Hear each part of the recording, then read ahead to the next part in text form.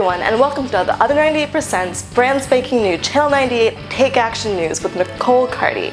Here, every week, we'll bring you what you need to be informed and get involved. Let's jump in. While the corporate media can't remember the sequester, a lot of us are finding it hard to forget.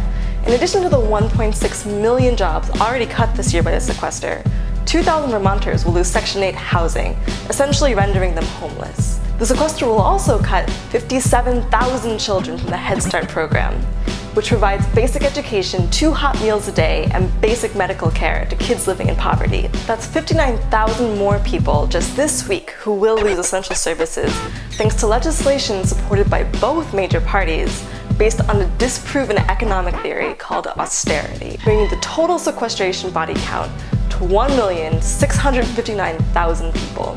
It's not too late to end this madness. A new study has found that the US Senate only responds to the problems of rich people. This finding left the half of Americans below or near the poverty line to respond, seriously? You guys needed a study to find that out?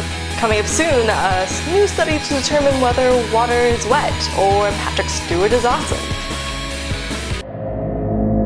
You may remember our campaign earlier this year to crowdfund $660 million to liberate the Tribune Company from the grasp of ultra-right-wing billionaires, climate change denial funders, and overall kind of sucky people, David and Charles Koch.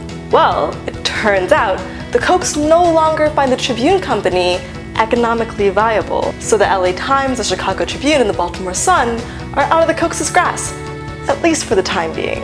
And that, my friends, is something to feel good about. And that's it for this week. And since we know that there's way more news out there than we could possibly cover in 2 minutes, we'd like to end our show with a little segment called Just Google It. There's a bunch of important stuff that happened this week, so just Google it. You'll be better for it. You'll find the citations for these news stories in the description below. In the meantime, make sure to let us know what stories we should cover next week in the YouTube comments. And check back in again next week for more action news.